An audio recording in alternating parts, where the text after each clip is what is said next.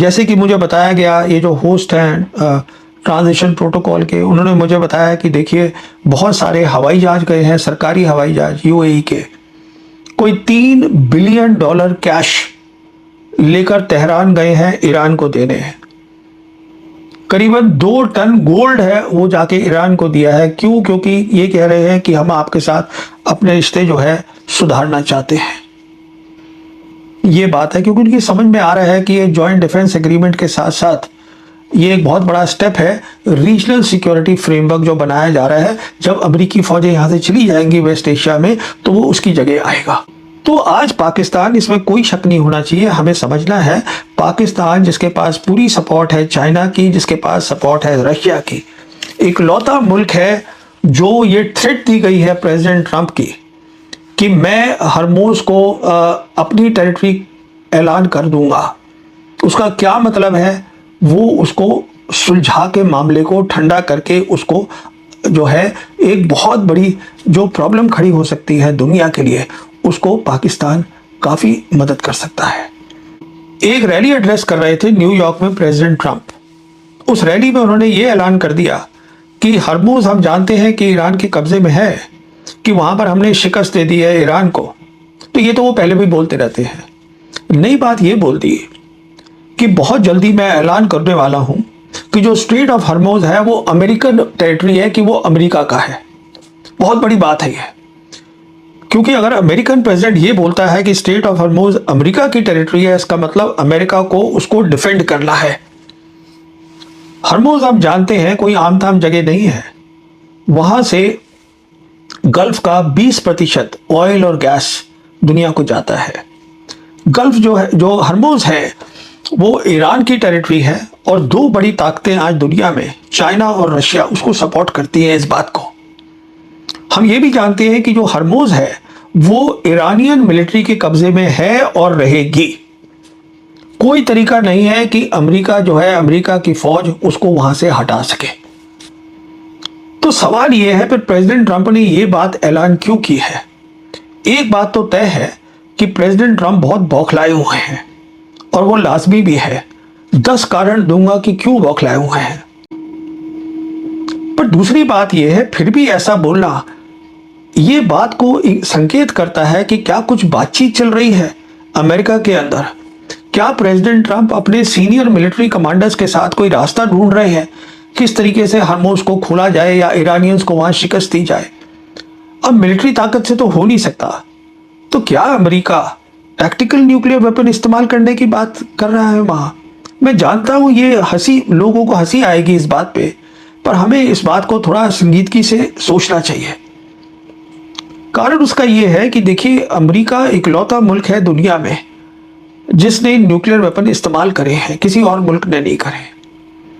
और दूसरा कारण यह है कि अमेरिका वो मुल्क है जो वर्ल्ड वॉर 2 जीता, कोल्ड वॉर जीता, पूरी दुनिया में यूनिपोलर में इकलौती सुपर पावर था। अब उसकी शिकस्त हो जाना और इतने कम वक्त में, ये वो चीज़ है जो अमेरिकी जो एस्टेब्लिशमेंट है उसको ये कबूल नहीं हो रही है। तो क्या वो कुछ हरकत करने वाले हैं जिससे कि दुनिया में एक नई चीज होने वाली है? तो ये बातों को सोचना जरूरी है अभी से।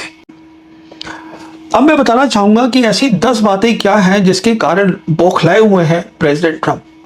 देखिए, पहली बात तो ये है कि जो उनके सपोर्टर्स हैं, जिसको हम बोलते हैं मागा बेस, उनकी जो पॉपुलैरिटी है उसमें गिरती जा रही है बहुत तेजी से, क्योंकि उनके फॉलोअर्स का ये कहना है कि हमारी लड़ाई है ही नहीं वेस्ट एशिया में, हम वहां क्यों बैठे हैं।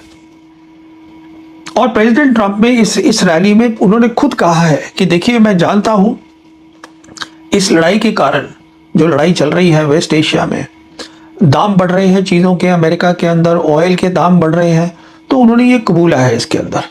पर वो ऑब्वियसली सोच रहे हैं कि मुझे इसको, लड़ाई को ख़त्म करना है जल्दी। दूसरी बात यह है कि देखिए, 3 नवंबर को अमेरिका में बहुत ही अहम मिड टर्म इलेक्शंस हो रहे हैं जहां नई यूएस कांग्रेस तय होगी।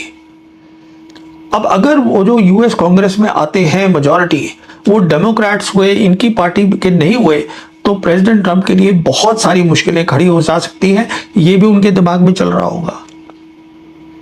तीसरी बात यह है कि प्रेसिडेंट ट्रंप ने खुद साइन किया है 17 जून को एमओयू ईरान के साथ। अब प्रॉब्लम क्या है कि उस एमओयू में जिसमें 14 पॉइंट्स हैं, सारे पॉइंट्स वो हैं जो ईरान चाहता था, क्योंकि अमेरिका लड़ाई हारा है। पर दिक्कत यह है कि अमेरिका के अंदर जो लोग हैं वो इसको कबूल नहीं रहे हैं। वो ये कह रहे हैं कि प्रेसिडेंट ट्रंप ने क्यों साइन किया उसके ऊपर, अमेरिका जो है इस तरीके से शिकस्त नहीं मानेगा। और प्रेसिडेंट ट्रंप को खुद लग रहा है, क्योंकि बहुत ज़्यादा ईगो है, कि मैं लूजर कैसे दिख सकता हूं कि मैं हार गया। इसीलिए उन्होंने साइन करने के बाद फिर से लड़ाई शुरू कर दी। चौथा कारण है कि इजराइल के लीडर्स और प्रधानमंत्री नेतन्याहू खुलेआम आज कह रहे हैं कि प्रेसिडेंट ट्रंप लड़ाई बंद कर दे, इजराइल लड़ाई बंद नहीं करेगा, वो तैयार ही नहीं है उसके लिए। पांचवा कारण क्या है कि जब ये लड़ाई शुरू करी थी अमेरिका ने, जिसको कि बरगलाया गया, ये इजराइल नेतन्याहू ट्रंप को इस लड़ाई में ले आए, अब वो तो साफ क्लियर हो रखा है कि लड़ाई की कोई तैयारी थी ही नहीं, कोई प्लान ही नहीं था, सोचा ही नहीं था कि क्या ऑब्जेक्टिव होगा, किसके खिलाफ लड़ाई हो रही है, कितनी ताकत है उसके पास। अगर ये सब किया होता, जिसे हम बोलते हैं वॉर इन्वेंटरी, कि हमारे पास लड़ाई लड़ने का असला क्या है, क्या हमारे पास मिसाइल्स हैं, क्या हमारे पास मिसाइल रोकने की मिसाइल, जिसे इंटरसेप्टर मिसाइल्स बोलते हैं, वो है, वो कुछ भी नहीं सोचा गया। और अब तो रिपोर्ट्स आ रही हैं कि जो 39 डेज की एयर वॉर हुई थी शुरू में, उसके बाद जो सारा उनके स्टॉक्स हैं मिसाइल के, इंटरसेप्टर मिसाइल्स के, बहुत ज़्यादा कम है, तो लड़ाई कैसे लड़ी जाएगी।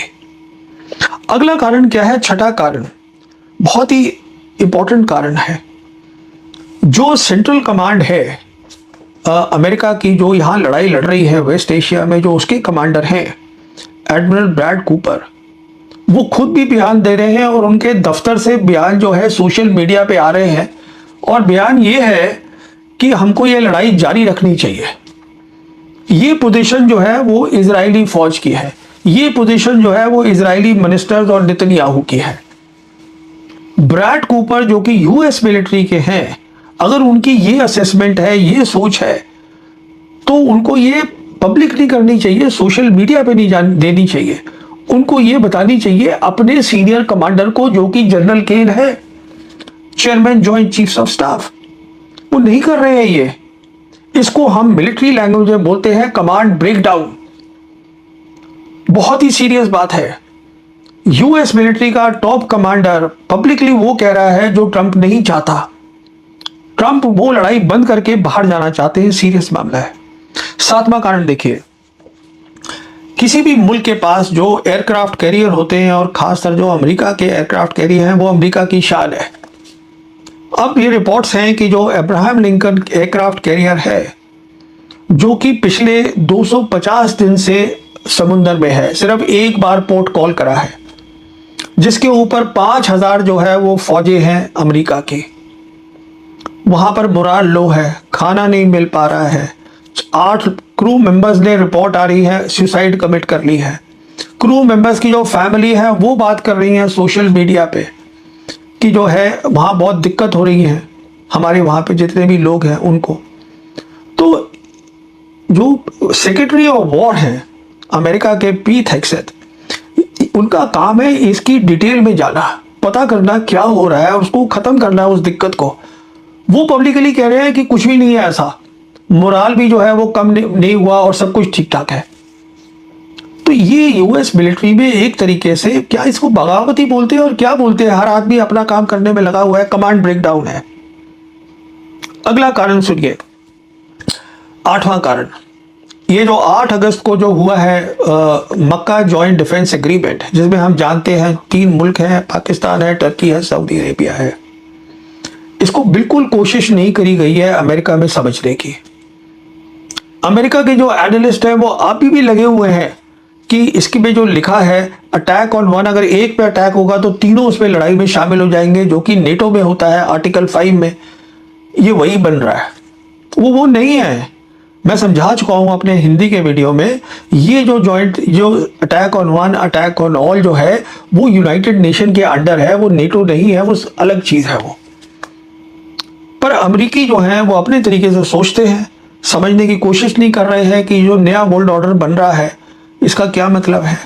तो तो ये सब बातें प्रेसिडेंट ट्रंप को बताई जा रही होंगी और ये भी बताया जा रहा होगा कि इस एग्रीमेंट के अंदर आज 3 मुल्क हैं, कुवैत है, उसके बाद कतर है लाइन में खड़ा हुआ, वो भी इसको शामिल ज्वाइन करना चाहता है। टर्की कोशिश कर रहा है कि इजिप्ट भी इसके अंदर शामिल हो जाए। तो कहने का मतलब ये है, वो ये भी सोच रहे होंगे कि ये सब मेरे खिलाफ है और इसको मैं जल्दी से जल्दी रोकूं, इसका मतलब मैं हरमोज खोलूं जल्दी से जल्दी और मैं यहां से अगला स्टेप अपना सोचूं। फिर ये भी एक खतरा दिख रहा है। अगली बात बताता हूं, 9th बात। आज मैं एक अमेरिका का चैनल है ट्रांजिशन प्रोटोकॉल, उस पर था, तो उनके होस्ट ने मुझे बताया कि जो प्रिंस सलमान है सऊदी अरेबिया के, उन्होंने फिर से बात करी है प्रेसिडेंट ट्रंप से और कहा है कि आप इस लड़ाई को आगे ना बढ़ाइए बिल्कुल। और उसका कारण बिल्कुल सही है, क्योंकि आप देखिएगा जो सऊदीज है वो कोशिश में लगे हुए थे कि हम दोनों जगह अपना पैर रखे लटका अटा के। अमेरिका से भी दोस्ती करी हुई है और चाइना और ब्रिक्स के मेंबर भी हैं। तो अब क्या हुआ है, याद करिएगा कि नवंबर 2025 में प्रिंस सलमान गए थे व्हाइट हाउस में, जहां पे प्रेसिडेंट ट्रंप भी खड़े थे। वहां पर यह अनाउंसमेंट करी प्रिंस सलमान ने कि जो सऊदीज हैं वो $600 बिलियन अमेरिका में इन्वेस्ट करेंगे। उसके ऊपर प्रेसिडेंट ट्रंप ने यह टिप्पणी करी थी कि भाई 600 की जगह आप 1 ट्रिलियन कर दो। और हम जानते हैं कि अमेरिका की बहुत सारी इन्वेस्टमेंट्स हैं सऊदी अरेबिया में, और ये वो भाषा है पैसे की, डील्स की, जो प्रेसिडेंट ट्रंप को समझ में आती है।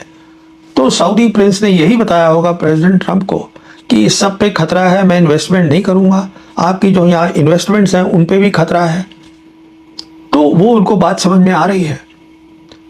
तो वो ये एक बड़ी बात, इंपॉर्टेंट बात है। और वो ये भी समझ रहे होंगे कि सऊदी जो है वो इसमें जॉइंट डिफेंस एग्रीमेंट में भी शामिल है। फिर एक और जो बात पता चली वो ये है कि जो यूएई है, जो अभी तक बिल्कुल अलग थलग था, अपना लगा हुआ था, क्योंकि उसका अब्राहम अकॉर्ड है इजराइल के साथ। यूएई की इन्वेस्टमेंट से इतनी इजराइल के अंदर नज़दीक है, इजराइल के नज़दीक है वाशिंगटन के, सोच रहा था कि मैं इन सबसे अलग जो है काम कर सकता हूं, मुझे ईरान से कुछ लेना देना नहीं है। वो भी अब लाइन पे आ रहा है। और 10वां कारण देखिएगा कि जब अमेरिका प्रेसिडेंट ट्रंप आए थे दफ्तर में, याद करिएगा, तब उन्होंने कहा था कि खतरा बढ़ गया है अमेरिका को, जो सही बात है। रशिया और चाइनीज मिसाइल्स का नई टाइप की मिसाइल्स है, तो हम एक अपना जो है एंटी मिसाइल सिस्टम बना रहे हैं जिसको गोल्डन डोम बोलते हैं, जिसमें $1.5 ट्रिलियन लगेंगे पेंटागन के, और जिसमें ज़्यादा काम जो होगा वो स्पेस का होगा, जिसको अंतरिक्ष बोलते हैं। अब जो उनके 4 स्टार कमांडर है स्पेस फोर्स के अमेरिका के, वो बयान दे रहे हैं कि हमारे को तो फंडिंग ही नहीं मिली, काम कैसे होगा इसके ऊपर गोल्डन डोम पे, क्योंकि वो सारी फंडिंग तो इस लड़ाई में लग रही है वेस्ट एशिया की। तो ये 10 मसले तो हैं ही जो उनको परेशान कर रहे हैं प्रेसिडेंट ट्रंप को। उसके अलावा बड़ी परेशानी ईरान से आ रही है। ईरान ने जो अपनी शर्तें हैं हरमोज को खोलने की, वो और सख्त कर दी हैं। वो कह रहे हैं हम तभी खोलेंगे, पहले तो आप ये अपना नेवल ब्लॉकेड हटाइए, हमारे ऊपर से सारे सैंक्शंस हटाइए, जिससे कि ईरान जो है फौरन अपना तेल, अपना गैस, अपने पेट्रोकेमिकल्स वो दुनिया में बेच सके। अपनी फौजों को वेस्ट एशिया से निकालिए। हमारे जो आपने दबा के चोरी करके जो एसेट्स रखे हुए हैं करीबन $12 बिलियन के, उसको आप रिलीज करिए। उसके बाद वो ये बोल रहे हैं कि जो लड़ाई इजराइल कर रहा है लेबनान में हिजबुल्लाह के साथ, और जो कर रहा है गाजा में हमास के खिलाफ, उसको बंद करवाइए, जो नहीं करवा सकते प्रेसिडेंट ट्रंप। नेतन्याहू सुनता ही नहीं उनकी बात। और फिर वो कह रहे हैं कि जितना हमारा आपने नुकसान किया है लड़ाई में करीबन $300 बिलियन, उसको आप भरिएगा, उसके बाद हम खोलेंगे स्टेट ऑफ हॉर्मुज। हम नहीं खोलते। और उसके साथ साथ क्या हुआ है, खबर भी और आ गई है ईरान के अंदर से। खबर आई है कि जो ईरान के सुप्रीम लीडर हैं मुश्तबा खमेनी, वो अपने टॉप कमांडर से मिले हैं। मिलिट्री के जो सीनियर कमांडर्स हैं उनको चेंज किया गया है। अब जो सेक्रेटरी हैं उनके सुप्रीम नेशनल सिक्योरिटी काउंसिल के, उनको बनाया गया है, जिनका नाम है जनरल मोहसिन रिजाई। ये पुराने IRGC के कमांडर हैं, मिलिट्री के कमांडर हैं, और बहुत हार्ड लाइनर माने जाते हैं। उनको नियुक्त कर दिया गया है। तो क्या किया है ईरान ने, एक तो ये पब्लिकली बताया है कि मीटिंग हुई है सुप्रीम लीडर के साथ, एक ये बताया है सबको कि देखिए मिलिट्री जो है उसमें हमने तब्दीलियां करी हैं, उसको हमने और कमांड को ताकतवर किया है। और तीसरी इंपॉर्टेंट बात ये बताई है कि जो अब मिलिट्री है, ईरान की मिलिट्री अभी तक सिर्फ डिफेंसिव एक्शन कर रही थी। मतलब अगर यूएस मिलिट्री कुछ कर रही थी तो वो उसके खिलाफ उतना ही काम कर रही थी। अब कह रहे हैं हम ऑफेंस करेंगे, हम अपना काम भी करेंगे। अब ऑफेंस कहां करेंगे सोचिएगा। देखिए ऐसा है कि जहां तक स्टेट ऑफ हॉर्मुज़ का ताल्लुक है, जो हम जानते हैं पूरे कब्जे में है ईरान मिलिट्री के, उनकी नेवी के। कुछ काबिलियत वहां ऐसी है जिसका उन्होंने इस्तेमाल ही नहीं किया अभी तक।